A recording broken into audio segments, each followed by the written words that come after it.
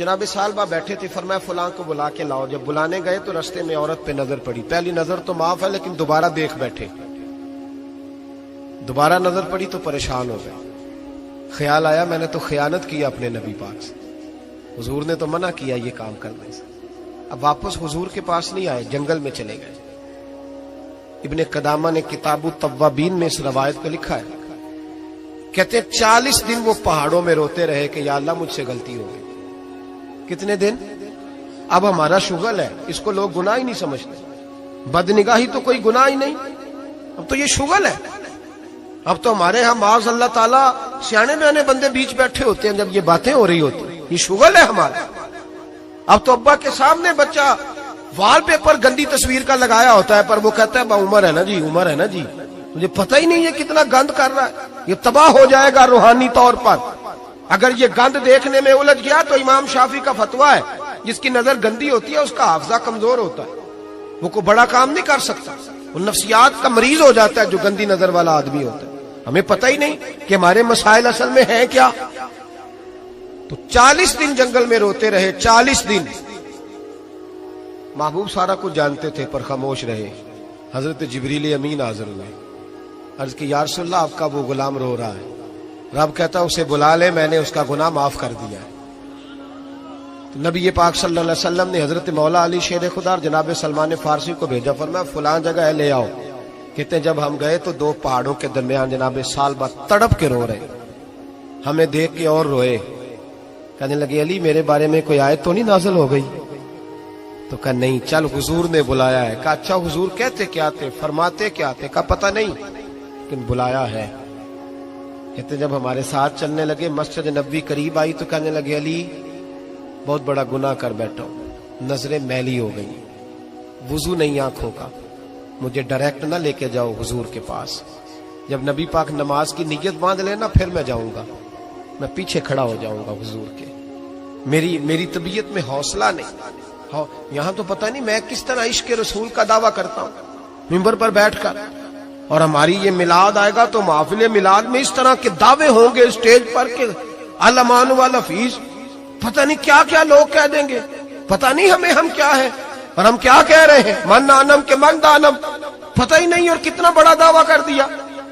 کہ میرے اندر طاقت نہیں سامنا کر دے۔ مولا علی فرماتے ہیں جب حضور نے مغرب کی نماز کی نیت باندھی تو انہوں نے بھی پیچھے نیت باندھ لی۔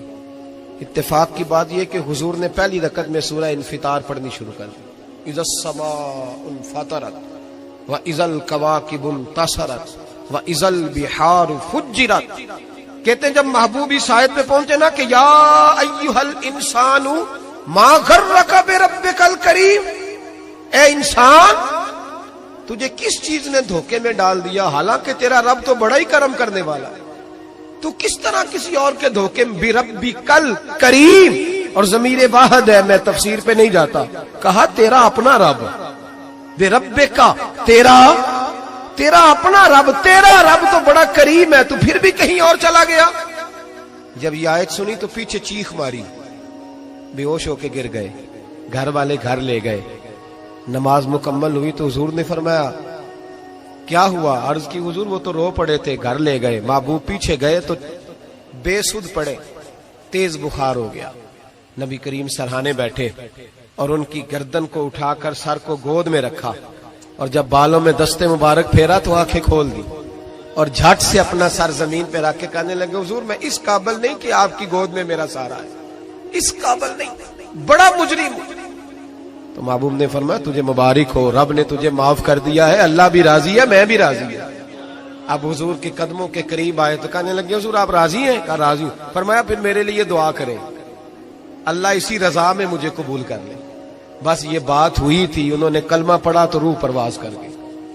پرواز میرے بھائی احساس پیدا کر، یاد رکھیں اگر روحانی زندگی صحیح نہیں نہ ہوگی، یاد رکھ لیں کسی کا کوئی نقصان نہیں، سارے سکون سے سو جائیں گے، آپ نہیں سو پائیں گے۔ اگر آپ کے ضمیر پہ بوجھ رہیں گے نا تو سارے لوگ رمضان میں 4 قرآن پاک ختم کریں گے، آپ 10 پارے بھی نہیں پڑھ پائیں گے۔ اگر آپ اپنے آپ کو صحیح نہیں کریں گے، روحانی زندگی بحال نہیں ہوگی، تو یاد رکھنا بڑا اپنا آپ سارا کچھ سجا کے ظاہراً بڑے پرہیزگار بن کے بھی اپنے ضمیر کی عدالت میں فیصلہ اپنے حق میں نہیں کرا پائے. تجوریوں سے مال بھرا ہوا ہوگا لیکن گھر میں سکون نام کی چیز ڈھونڈنے سے نہیں ملے گی. اس لیے کہ الا بذکر اللہ تطمئن القلوب، اللہ کی ذات سے جڑ جانے سے دل کو سکون ہوتا ہے. کیا بہت بڑی سزا نہیں مالک کی کہ انسان سارا کچھ کرے، فارغ ٹائم ہو تو وہ ٹی وی دیکھے؟ کیا بہت بڑی سزا نہیں کہ 3 مہینے کی چھٹیاں بھی اسے ہوں لیکن وہ ایک سپارہ قرآن پاک نہ پڑھ سکے؟ وہ گپے مارنے بیٹھے تو 6 گھنٹے لگا دے اور تسبیح دی جائے تو 10 منٹ میں بس ہو جائے، درود پڑھا ہی نہ جائے. یہ سزا نہیں؟ کیا یہ کم سزا ہے کہ وہ دنیا دراز پہ گھوم آئے لیکن مسجد میں جائے تو اسے کچھ بنے؟ کیا سزا نہیں؟ اللہ سے معافی مانگے، مل کے اس کے حضور استغفار کریں، باطن کی زندگی آباد کرنے کی کوشش کریں. چھوڑ دیں بن کے بیٹھنا، آگے آگے بڑھنا، اپنے آپ کو شمار کرنا. ہم تو میلاد کی جلسوں میں بھی بڑی کرسی تلاش کرتے ہیں، ہم تو دینی محفلوں میں بھی کوشش کرتے ہیں کوئی ہمارا نام لے کے، صحیح نام لے کے پکارے. کوئی، میں میاں چنو میں تھا کل مغرب میں، تو ایک صاحب کہنے لگے ولی کامل. میں نے بعد میں ان سے کہا کہ آپ کو پتہ ہے میں کیا ہوں؟ اتنا بڑا دعویٰ میرے حق میں آئندہ نہ آپ کریں، اور مت سمجھے کہ آپ تھوڑے اچھے برے جملے استعمال کریں گے تو میں خوش ہوں گا. میں جو ہوں نا، میں اس کے اندر بڑا مطمئن ہوں، میں اس سے آگے نہیں بڑھنا چاہتا. پتہ سارا ہے سردار نو کیتیاں دا، پتہ سارا ہے سردار نو کیتیاں دا، ایدا پردہ چپایا ہی تیرا پلا ہو سی. وہ بو علی سینا سے، سنے جی سنے، بو علی سینا سے کسی نے کہا تھا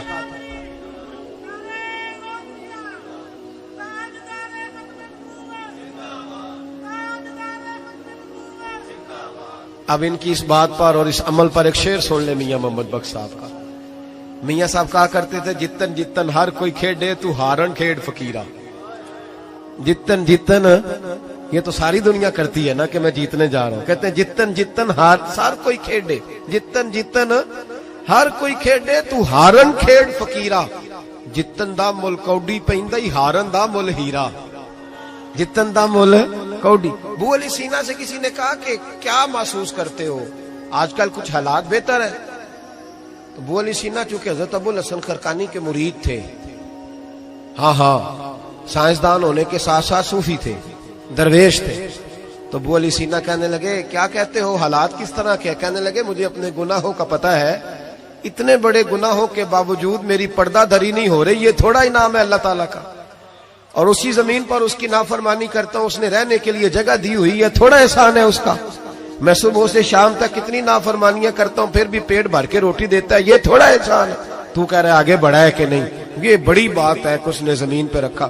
اعلیٰ حضرت فاضل بریلوی کے والد مولانا نقی علی خان صاحب رحمت اللہ تعالی علیہ، امام المتکلمین، ان کے حالات میں لکھا ہے ایک آدمی کو آپ نے نا جگہ دی، کو 10 مرلے آپ کا پلاٹ تھا یا 5 مرلے کا. اس نے کہا حضور کچھ دنوں کے لیے چاہیے، تو آپ نے وہ جگہ ان کو دے دی. جیسے محلے دار دوست کو شادی بھی ہے تو 10-15 دن کے بعد چابی مانگی، انہوں نے دے دی، تو کچھ درخت انہوں نے کاٹ لیے، کچھ اپنی مرضی کی ترمیم کر لی. تو مولانا نقی علی خان صاحب رحمت اللہ علیہ ناراض ہو گئے، فرمانے لگے میری زمین تھی، مجھ سے پوچھ تو لیتے کوئی تبدیلی کرنی، تمہیں پتہ نہیں میری مرضی کے خلاف تم نے میرے پلاٹ پر یہ کیوں تبدیلی کی؟ یہ اس آدمی کو کہہ کے نا تو 2 منٹ گزرے تو چیخ مار کے رو پڑے. کہنے لگا حضور کیا ہوا؟ فرمانے لگے سوچتا ہوں میری 10 مرلے کی زمین پر میں نے تمہیں اپنی مرضی نہیں کرنے دی، اور میں روز اللہ کی زمین پر اپنی مرضی کرتا ہوں. روز رب کی یہ خیال آ گیا. فرمانے لگے جاؤ بھائی جاؤ، مجھ سے غلطی ہو گئی، جاؤ. یہ سوچ جب پیدا ہوتی ہے پھر بندہ روز نکھرتا ہے، پھر روز وہ غسل کرتا ہے باطن کا، پھر روز ہر جگہ سے اسے نیا سے نیا سبق ملتا ہے. بڑا بندہ وہ نہیں ہوتا جو 20-30 کاریں لے کے چلتا ہے، بڑا وہ ہوتا ہے جو کسی اور کو بڑا سمجھتا ہے. جو اپنے آپ کو چھوٹا سمجھتا ہے، میرے نبی پاک فرماتے ہیں اللہ اسے بڑائیاں عطا فرما دے. ترمذی میں حدیث ہے. آج کا سبق، آج کا پیغام یہ ہے کہ تزکیے کی کوشش کریں. وَإِنَّكَ لَعَلَىٰ خُلُقٍ عَظِيمٍ. خلق عظیم جو اللہ نے ہمارے نبی کو دیے اور حضور نے ہمیں عطا فرمائے، محبوب کے صدقے اس طرف جائیں. کردار میں اعلیٰ پن پیدا کر. الذی خلق الموت والحیات لیبلوکم ایکم احسن عملا. اللہ فرماتے ہیں کہ میں نے موت اور حیات اس لیے پیدا کی ہے کہ تمہارے عمل کی کوالٹی چیک کی جائے. انڈسٹری میں جب مال بنتا ہے نا تو اس کی کوالٹی چیک کی جاتی ہے، یہ عام ہے، یہ خام ہے، یہ وی آئی پی ہے، یہ وی آئی پی ہے۔ فرمایا الذی خلق الموت والحیات لیبلوکم ایکم احسن عملا، موت اور حیات کوالٹی دیکھنے کے لیے پیدا کی ہے کہ تم میں احسن عمل کون کرتا ہے، اچھا عمل دیکھیں کس کا ہے۔ باقی اپنے آپ کو بنانے سنوارنے سے تھوڑا تھوڑا بچیں، ایک قدم تھوڑا پیچھے ہٹیں اپنی ذات کے لیے، تو انشاءاللہ روحانیت کے لیے 11 قدم آپ کے آگے جائیں گے۔ دعا کرتا ہوں جو کچھ میں نے کہا اللہ اسے قبول فرمائے، اور جہاں ہم بھول گئے مالک ہم سے درگزر فرمائے، آمین۔